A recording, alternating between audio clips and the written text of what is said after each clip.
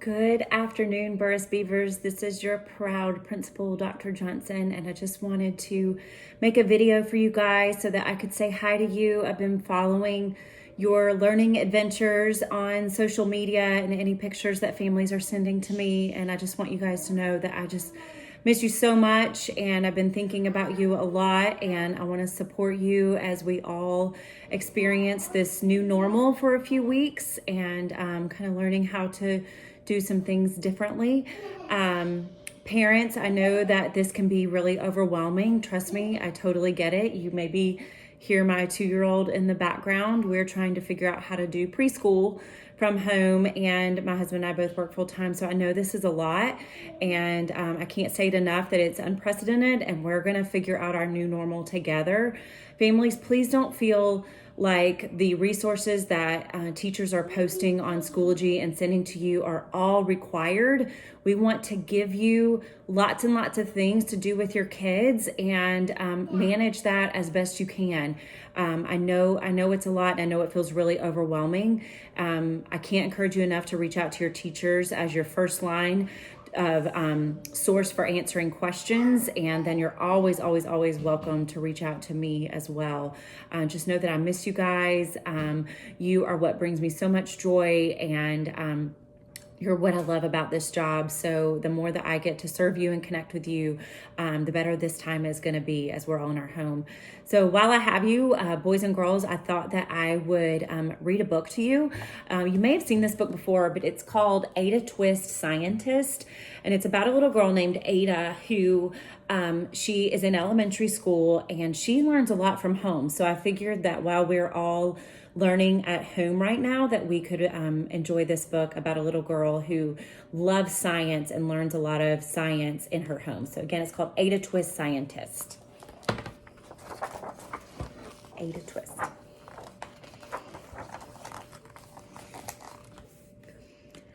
Ada Marie said not a word till the day she turned 3. She bounced in her crib and looked all around, observing the world but not making a sound. She learned how to climb and make her big break with a trail of chaos left in her wake. She ran through the day, chasing each sound in sight, and didn't slow down till she conked out at night. Her parents were frazzled but tried not to freak as Ada grew bigger and still did not speak. Clearly, young Ada, with lots in her head, would have something to say when it ought to be said. And that's just what happened when Ada turned 3. She tore through the house on a fact-finding spree. She climbed up the clock just as high as she could. Her parents yelled, "Stop!" as all good parents would. Ada's chin quivered, but she tried not to cry. She took a deep breath, and she simply asked, "Why?"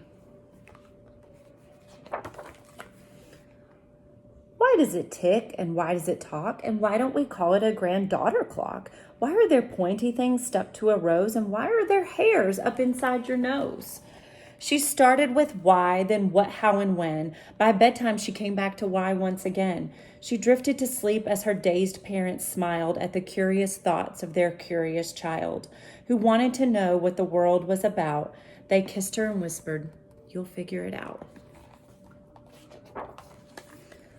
Her parents kept up with their high-flying kid, whose questions and chaos grew as she did. Even Miss Greer, her teacher, found her hands were quite full when young Ada's chaos wreaked havoc at school. But this much was clear about Miss Ada Twist: she had all the traits of a great scientist.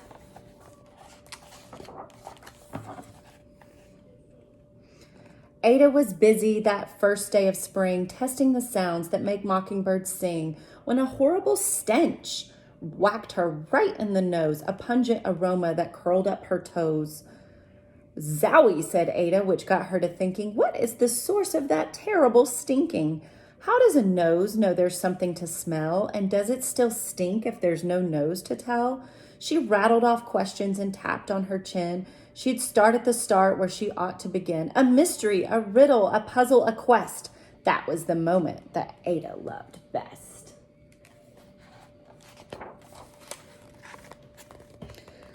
Ada did research to learn all she could of smelling and smells, both the stinky and good. One hypothesis Ada thought could be true.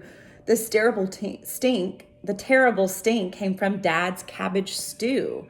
She tested and tested, but soon Ada knew it was time to come up with hypothesis 2. Then zowie, the stink struck again, just like that. Hypothesis 2, it's caused by the cat. The cat couldn't make such a stink on its own. It needed perfume and some fancy cologne. So young Ada tested. The test was a flop. She started again, but her parents yelled, "Stop!" Ada Marie, to the thinking chair now. By the time we count 3. "Enough," said her mother. "That's it," said her dad. Her parents were frustrated, frazzled, and mad. "Why?" Ada questioned. Her mother said, "No." "What?" Ada queried. Her father said, "Go. You've ruined our supper. You've made the cat stink. Enough with your questions. Now sit there and think." She looked at her parents. Her heart turned to goo. Poor Ada Twist didn't know what to do. She sat alone by herself in the hall, and Ada once more could say nothing at all.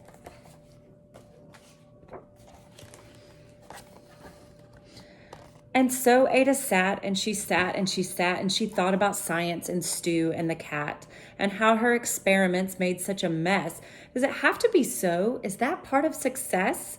Are messes a problem? And while she was thinking, what was the source of that terrible stinking? Ada Marie did what scientists do. She asked a small question, and then she asked 2. And each of those led her to 3 questions more, and some of those questions resulted in 4.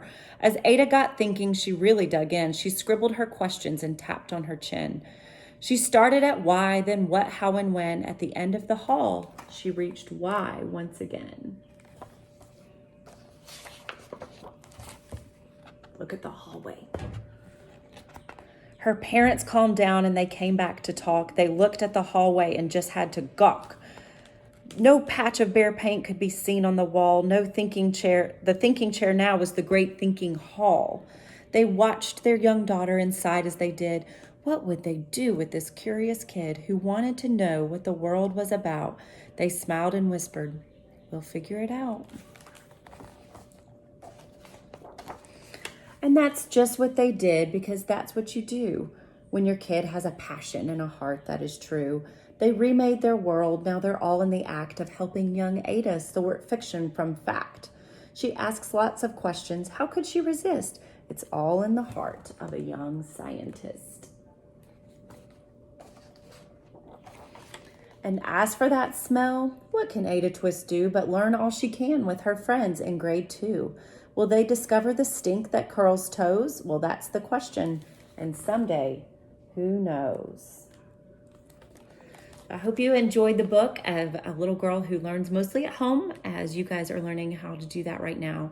I'll say again, families, Marietta community, please reach out as we can help you during this challenging time as we all adjust to a new way of doing things.